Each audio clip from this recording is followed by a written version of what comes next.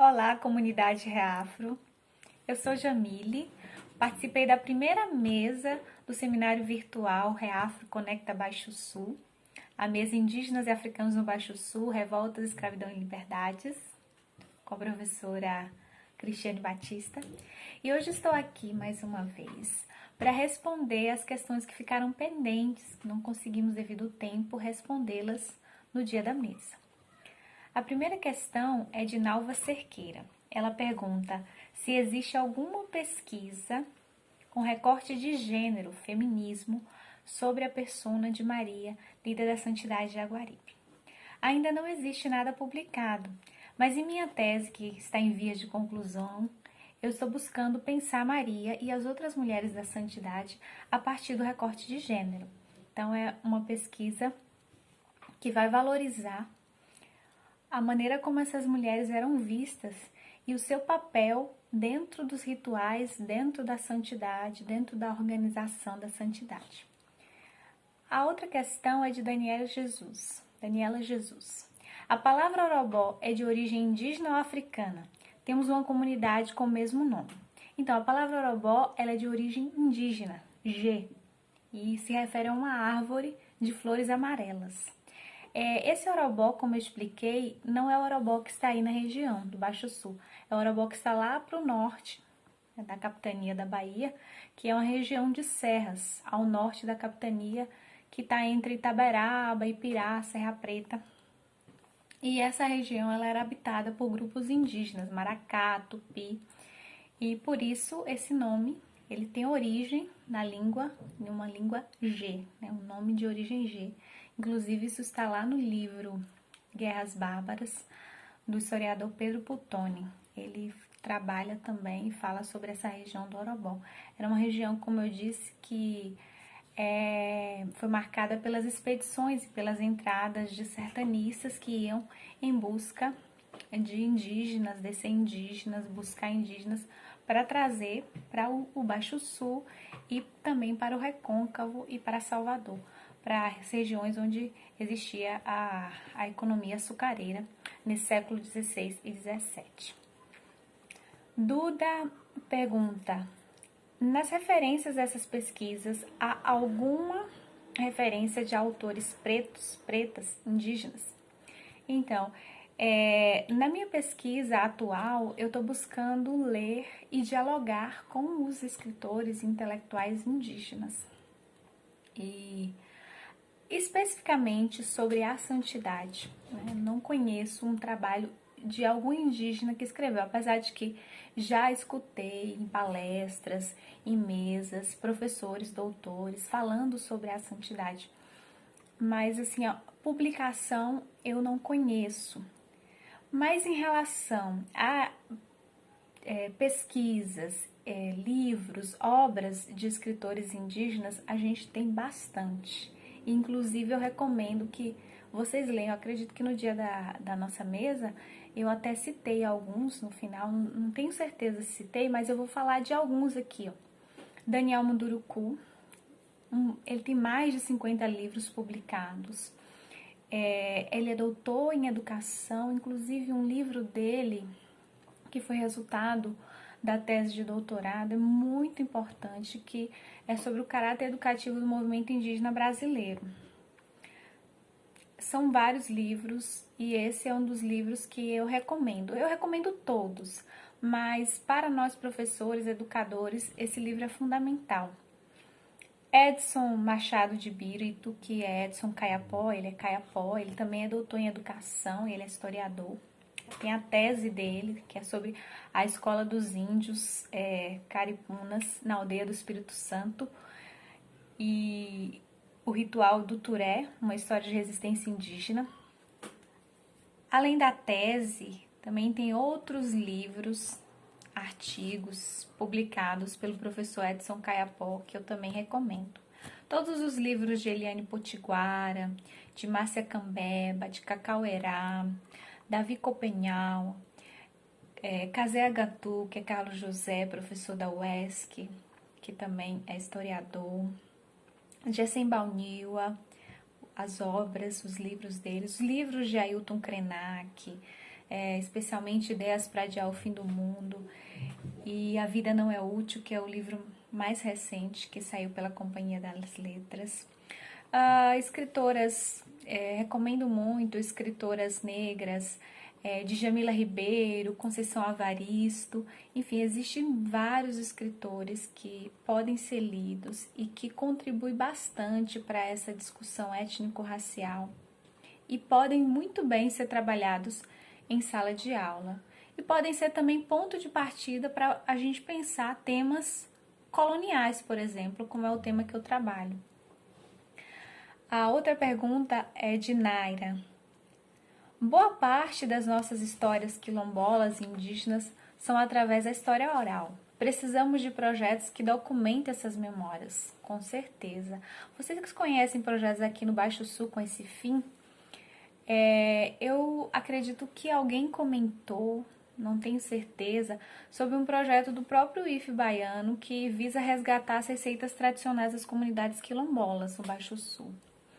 Então, eu não conheço outros projetos e achei muito interessante essa colocação de Naira, porque realmente eu acredito que existam outros projetos, inclusive projetos de mestrado, de doutorado que devem estar em desenvolvimento, mas a gente precisa construir mais projetos que busquem, através da história oral, resgatar essas memórias, com certeza.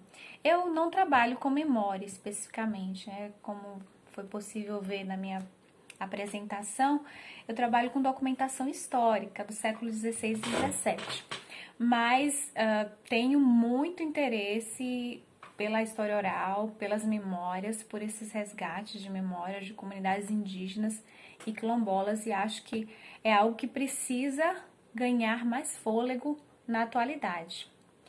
A pergunta de Alei Santos Lima. Gostaria que Jamile pontuasse um pouco mais acerca do caso da mulher indígena que casou mais de uma vez. Transgressão ordinária ou um caso específico? A mulher indígena é Iria Álvares. Eu falei bem rapidamente sobre ela. Na minha dissertação que virou livro, tem um tópico que eu falo sobre ela, sobre o processo dela, sobre um pouco sobre a vida dela. E essa mulher, ela casou 2 vezes, né? A segunda vez que ela casa é porque ela alega na mesa da Inquisição que o primeiro marido dela, ela ouviu dizer, ele tinha ido para o sertão, que estava falando, era muito comum essas idas ao sertão, essas expedições, então ele foi para o sertão. E ela ficou um tempo sem saber notícia dele e disseram para ela falou isso para o visitador, que ele tinha morrido. Então ela foi lá e casou com um francês. Só que aí quando veio a Inquisição para a Bahia, antes disso ela foi embora. Ela provavelmente foi embora justamente para se sair da confusão, porque o marido dela, ele volta, ele não estava morto, o primeiro marido. Aí ela sai da Bahia e vai lá para Olinda, capitania de Pernambuco, e vai lá viver com a filha dela que morava ali. E ali ela foi denunciada antes na Bahia pelo filho, o próprio filho denuncia ela pelas práticas que ela participou dos rituais da santidade quando ela estava na Bahia. E aí, quando o visitador vai para Pernambuco, ela é chamada para dar o depoimento dela e explicar o que foi que aconteceu com ela. Assim, a bigamia, ela é até mais comum do que a gente imagina, inclusive a bigamia feminina. E tem trabalhos sobre mulheres bígamas na colônia. E a gente tem uma farta documentação, que é a documentação inquisitorial, porque a Inquisição ela visava perseguir, visava investigar esses casos e puni-los. Então, existem vários processos. Tem 2 trabalhos muito importantes que foram produzidos na UFBA que tratam justamente sobre a bigamia, as mulheres bígamas, que é o trabalho de Tiago Melo de Souza, Mulheres Bígamas e Inquisição no Recôncavo da Bahia Colonial, Casar e Casar Novamente. Ele está trabalhando com o século XVII e XVIII. E o trabalho de Emily Machado é Mulheres Inquietas, Bigamia Feminina no Atlântico Português, do 16 ao 19. Então, eles trabalham com alguns casos de mulheres que se casaram e existem vários significados aí dentro desse casar segunda vez. E é algo que, em se tratando de Iria, que era uma mulher indígena, existe uma riqueza de significados, porque a gente sabe que nas sociedades tupi, as sociedades indígenas, não existia essa ideia de monogamia, né, de um casamento monogâmico. Isso veio do cristianismo, então não era transgressão dentro da sociedade indígena. A transgressão ela é pautada pela norma católica, a norma judaico-cristã. Então, existem uma série de questões que envolvem esse caso.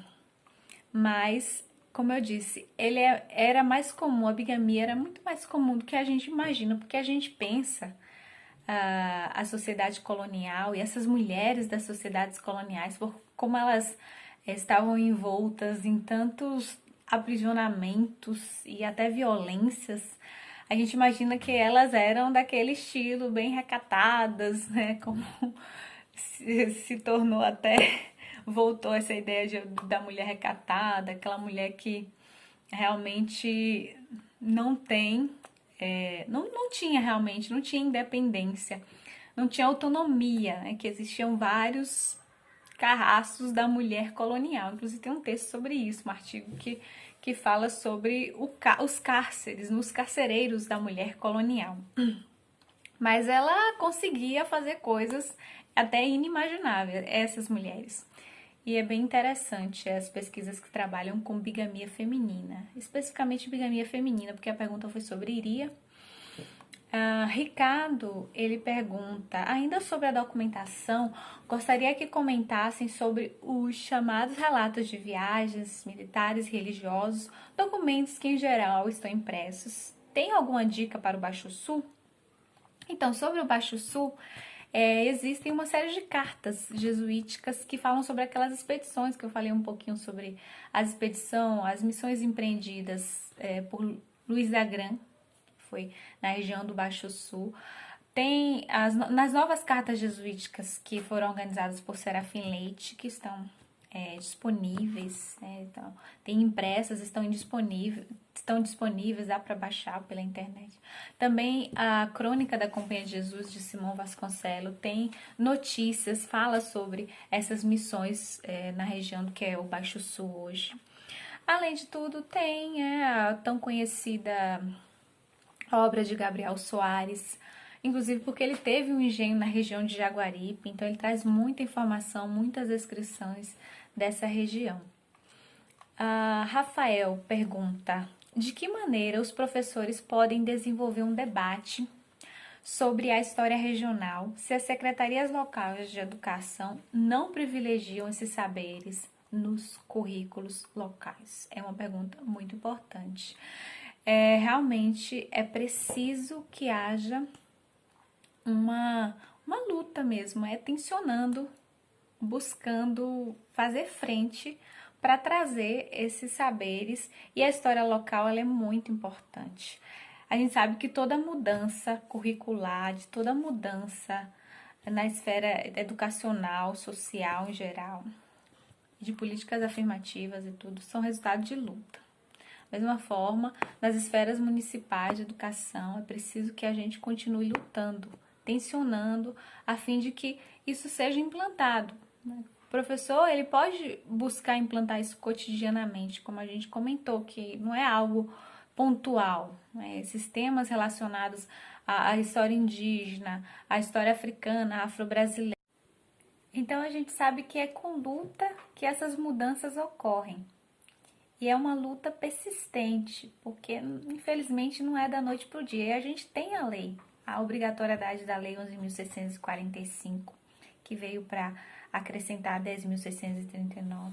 E essa lei, ela precisa ser pensada e colocada em prática a partir da perspectiva local, porque é fundamental que os alunos, os estudantes, eles se identifiquem com essas histórias, eles se pensem é a questão da representatividade, eles se reconheçam ali, reconheçam as suas identidades, se conheçam e se reconheçam nessas ancestralidades. Então é uma luta contínua que precisamos travar e no nosso cotidiano escolar e nas frentes que nós pudermos fazer a diferença, nós temos que fazer a diferença. Muito obrigada e um abraço a todos.